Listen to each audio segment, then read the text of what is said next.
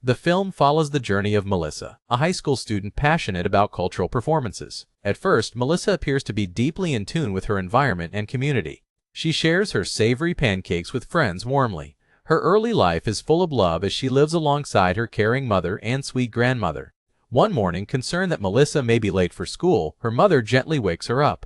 Later, Melissa and friends visit a male friend's home where some men are swimming. Arnaldo, one of the men, comes over to Melissa and invites her to join them. Trying to get his attention, Melissa undresses and slowly walks toward the edge of the pool.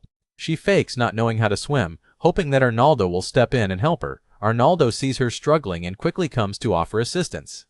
After leaving the pool, the two head into the garden, where they admire a beautiful view of the calm sea. Arnaldo promises that he'll teach her to swim one day. While talking, Melissa appears a little shy around Arnaldo. He casually asks how old she is, and she softly answers that she is 15 years old. The romantic mood draws Arnaldo and Melissa closer to each other. He notices that she clearly has feelings for him and gently asks her what she truly wants from him. But after Arnaldo walks away, Melissa heads back home and never sees him again. That summer unexpectedly turns into the most painful time Melissa has ever experienced.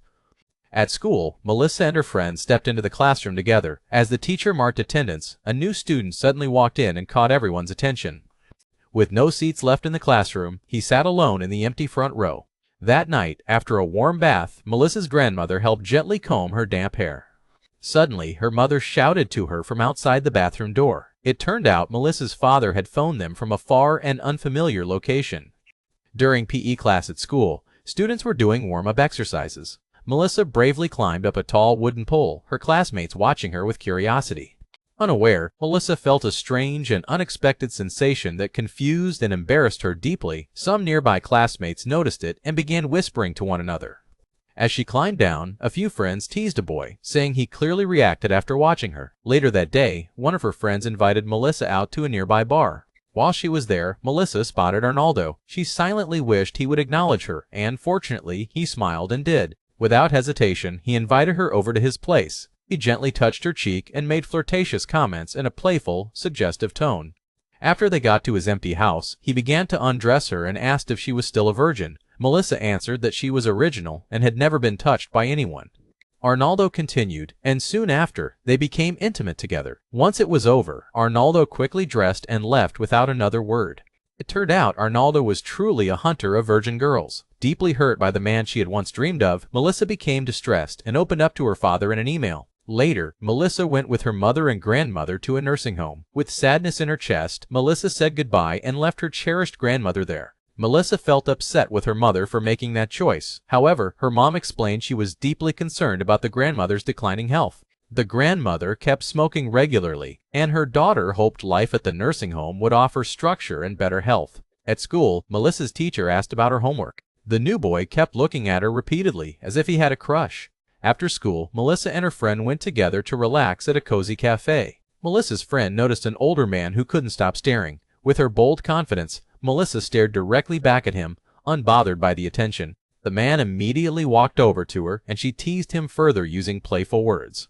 When Christmas came, Melissa's grandmother returned to spend time with the family. She sensed something different about her granddaughter. Softly, she led Melissa into the room where she quietly kept her personal and private diary.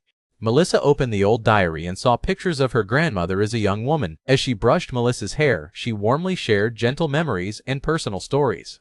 Later, Melissa received a message from Arnaldo asking to meet up. He said he was ready to enjoy himself and have a good time with her again. Melissa, who had trouble saying no to such temptations, accepted. Once things began, Arnaldo suddenly stepped back and let his friend take his place. Bling! This made Melissa even more excited, as she now had the chance to enjoy being with Arnaldo's friend. Later, she was seen listening to music alone at school. A new boy walked up to her trying to get close, but before they could speak, her phone rang. It was Arnaldo's friend who had been with her yesterday. He invited her down into the basement. This time, Melissa ended up having fun with several different men at once. She didn't care at all. She was simply happy. But after that wild and chaotic night, it became clear she was actually lonely and deeply depressed. Her father was far away. Her mother acted distant, and her grandmother remained in the nursing home. Soon after, Melissa's mother finally came back home. She called out to Melissa, but her daughter gave no answer. While looking around the room, she found Melissa's diary and quietly began reading it. While Melissa was at a hotel getting ready to meet those uncles, her mother was frantically searching the city, fearing something had gone terribly wrong. At the same moment, her grandmother's health worsened. Her mother paused her search to quickly visit the elderly woman before continuing the hunt for Melissa. In her hotel room, Melissa waited in a new outfit for one of the uncles, but when he arrived, he was rude and aggressive, which she couldn't tolerate. She bolted out of the hotel in a panic. Later, upon arriving home, Melissa learned from her mother that her grandmother was still unconscious in the hospital. Melissa was completely drained and could barely respond to her mother's questions. She collapsed onto the bed, mentally and physically exhausted. Her mother slowly removed her shoes and gently covered her with a blanket. Then, she asked if what she had read in Melissa's diary was really true. Melissa said nothing. For the first time ever, her mother seemed genuinely interested in understanding her daughter's private world. Melissa admitted she wanted to change her life because she felt lost and things had spiraled out of control. But after learning about the many men, her mother tossed the diary aside, then embraced her.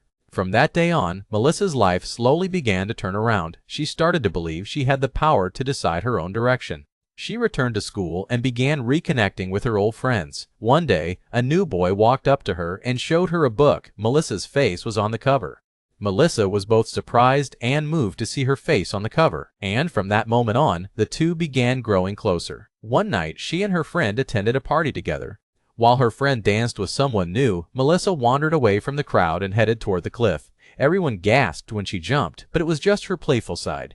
She swam back to the shore. Time passed, and Melissa's grandmother peacefully passed away. Later, Melissa and her mother visited her grave together in silence.